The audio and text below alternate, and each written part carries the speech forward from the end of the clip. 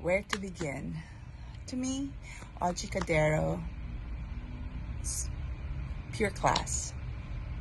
You know, he was always quiet and humble, pero brutally frank.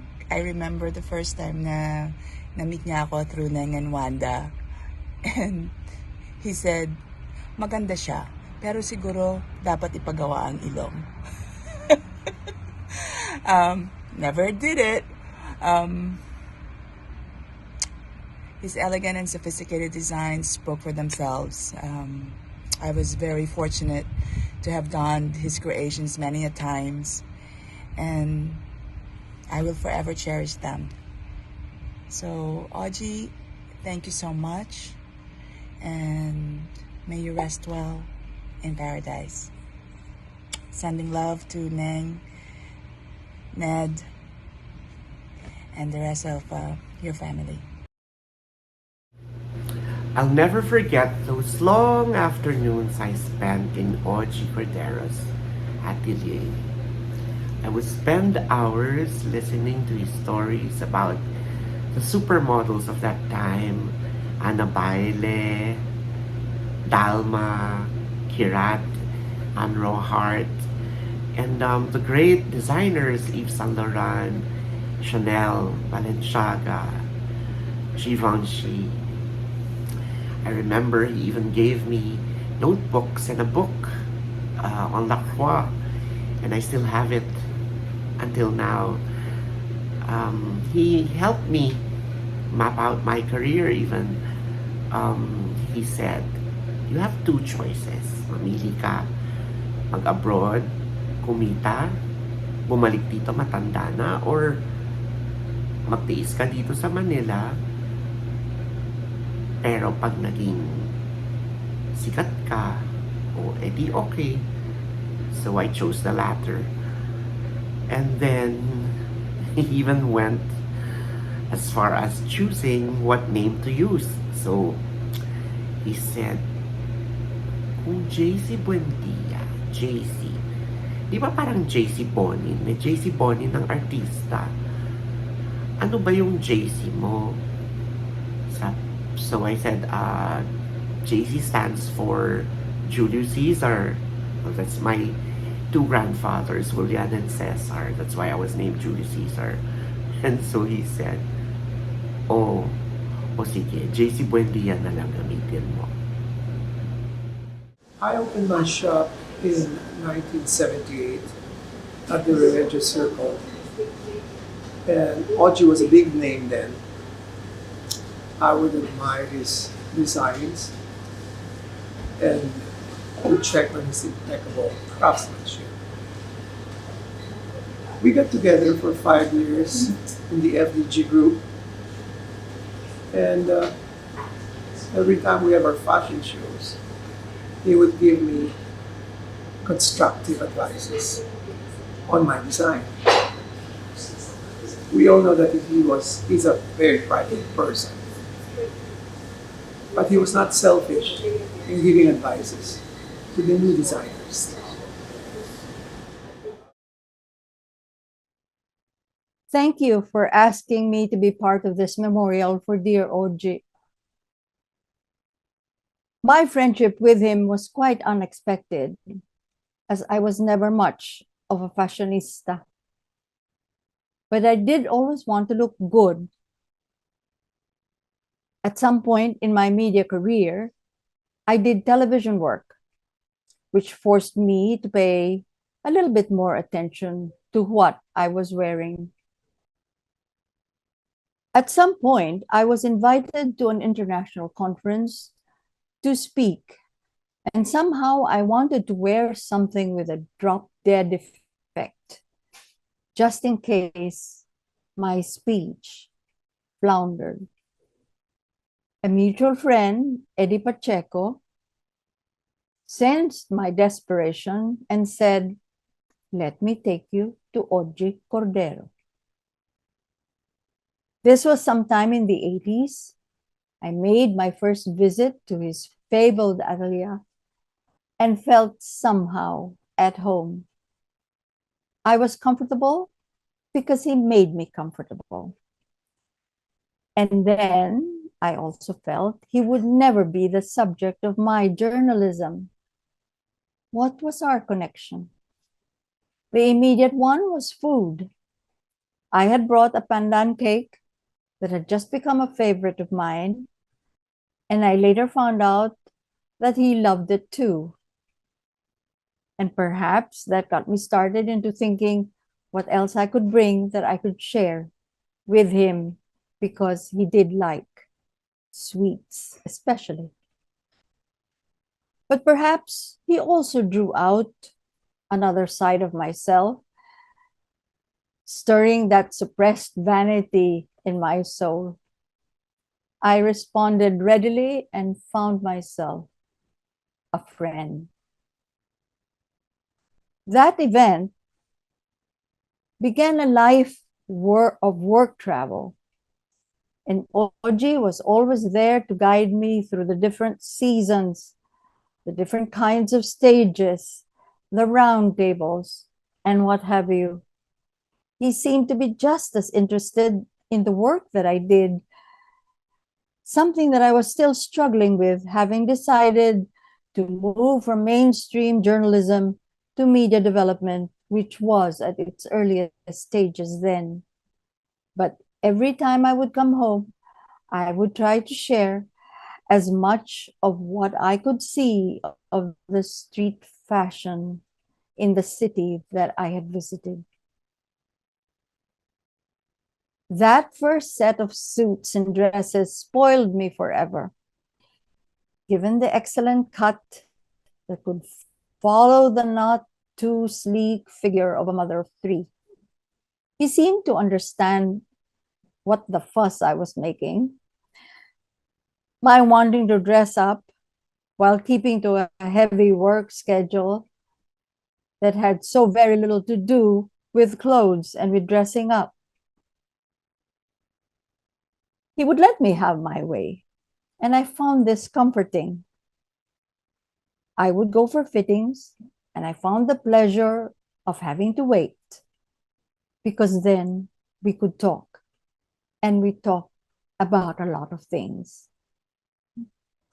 When I would be in the area, I would drop by between my other appointments, and he didn't seem to mind. He would work, and I would quietly browse through the fashion magazines, and we talked when he could. I did attend some fashion shows, and one of his impressed me so, with a clean line of clothes that I imagined I could wear. And so I did write it up in an op-ed piece, because after all, fashion is something that can be observed as an idea, an insight, an analysis of life. When traffic in the city set barriers to these visits, my trips would have to be timed so as to make sure I could leave hastily to be able to get back to work and pick up my deadlines. And I never wanted him to feel that I was rushing away.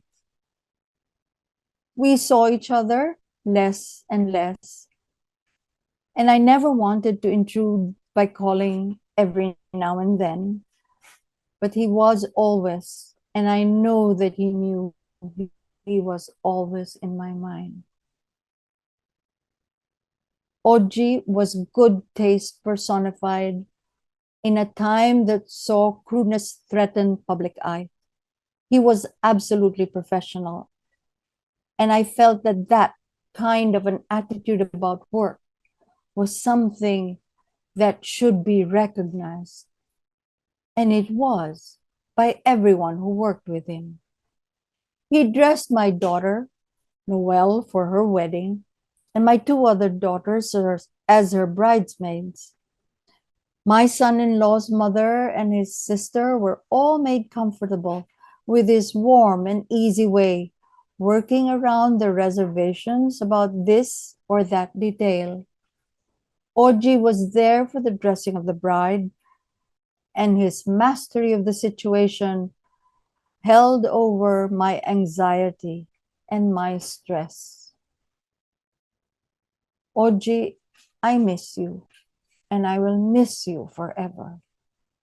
I am now down to RTW, but I try to think of you and not want to disappoint you with my putting together pieces off the rack, sometimes, often, more often, bought online. But such is the life. And I know that you are there smiling at me, as you did when I made my first ever visit that I will cherish for the rest of my life. Thank you for listening.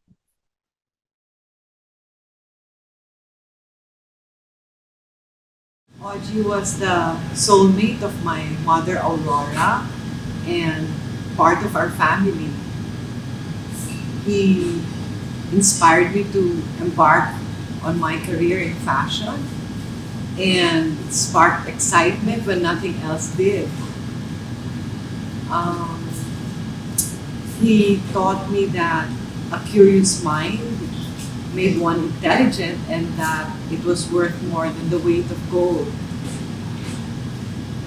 He elevated my knowledge on fashion, on art, on architecture, on movies, and especially his favorite, the Academy Awards, the Oscars.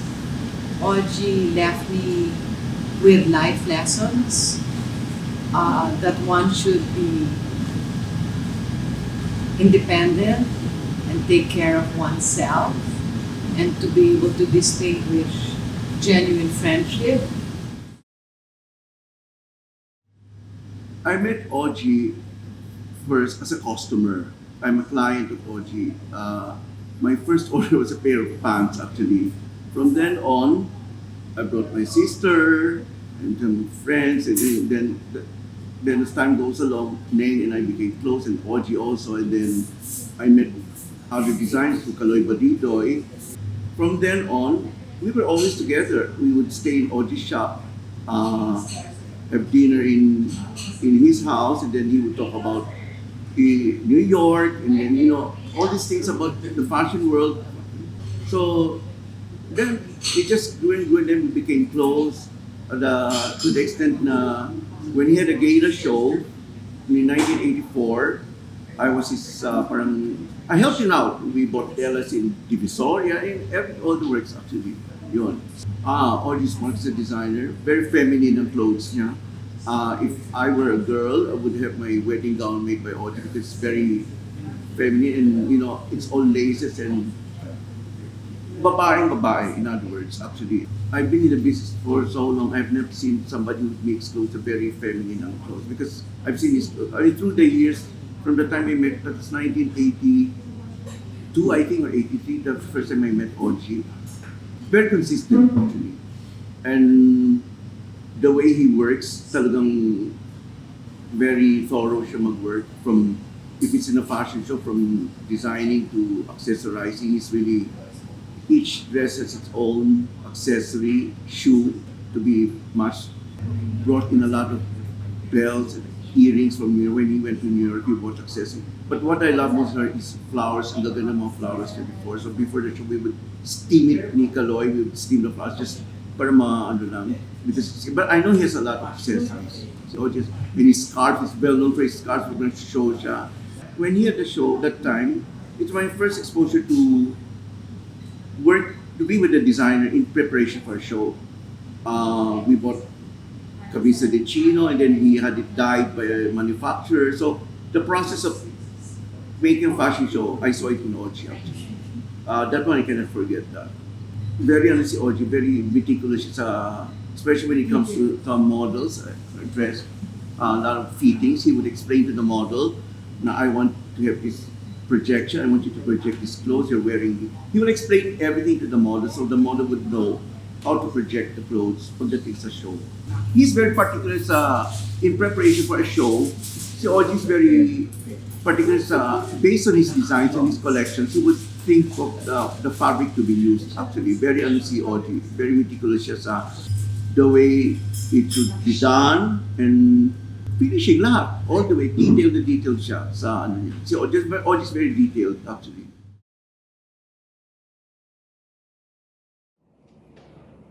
Well. Good afternoon, everyone. I hope everybody is having a wonderful time reminiscing our old sweet friend, Auggie Cordero. My name is Larry Leviste, and I will tell you how I met Auggie 50 years ago. I was a junior high school student at LaSalle Green Hills when I joined Miss Universe at the Jade Vine Resto. And Auggie told me that he would do my long gown for the pageant. It was of white jersey. It was backless and haltered with a plunging neckline in front. I was Miss Philippines and I won the title. Maybe also because Auggie was one of the judges. So that's how I met him. In fact, I couldn't bring home my 5-foot trophy, and it stayed in Auggie Cordero's house all these years until he said he sold it for Bote. I salute him. I wish his spirit well. Pray for us, Auggie. And that's it. Oh, I'm wearing a mask today. Sorry, because I'm having some dental work done. And that's all. Thank you. Hi, I'm Joey Reyes. I am a writer, director, and producer of feature films and television. I'm also professor at De La Salle University, belonging to the Department of Communication. I'm also the chairperson of the film program at the School of Design and Arts of the College of St. Benilde, where I have been teaching for the past 11 years or so. I'm also the monitoring director as well as competition head of the Cinemalaya Independent Film Festival, and lately I am serving as a technical consultant for the Film Development Council of the Philippines. What very few people know and realize is that Auggie Cordero was very much a part of my younger and more vulnerable days. I do precisely remember how when I was in about second year college, and this was at about 1973, 1974 or the likes, that Auggie Cordero and I got to meet each other. Actually, I've completely forgotten how we got to meet, but I'm sure Larry Leviste had a lot to do with that.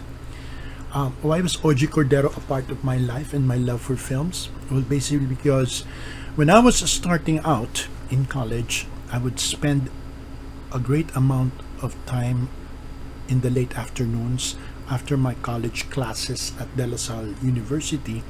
I would traipse to his shop, which is located right beside St. Paul's College. I do remember that we would spend the afternoon until the early evening talking, and I was sitting there watching this reed of a man with leonine hair endlessly smoking his Pall Malls and talking about fashion and cinema as if it were the very oxygen that fueled his creativity. Those are very important years in my life because I was absorbing everything that I could from people around me.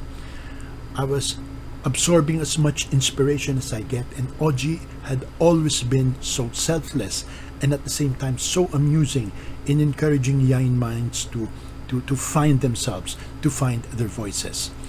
That is why I I still remember to this very day certain landmarks of my association with Auggie in those formative years. I do remember going to the Hyatt luncheon shows with him as he was preparing his Right On collection for solid meals, where Marilen Ojeda, Vina Cancino, and a number of the top models at that time would walk down that ramp every afternoon over lunch, of which the fashion show became the main event. I also remember how Auggie asked me to write the introductory speeches of Marilen Ojeda and Margie Moran when they joined Binibining Pilipinas. I was there with Auggie at Araneta Coliseum when two of his alagas won the top prizes.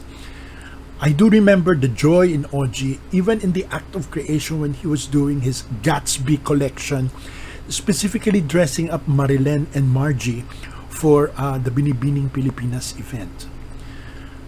Years have passed and things have changed and lives have been rearranged, and somehow I lost contact with Auggie until Facebook brought us back together.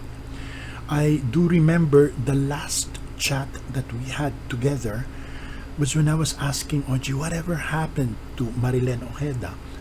I know Margie is now the president of the CCP, but where is Marilen? And Auggie and I would exchange all these stories about the years that have come to pass, and he would be looking at me with bewilderment as to the journey that I took from this, naive and eager young college sophomore to this 68-year-old man who is practically into anything but everything to keep his mind and his body alive.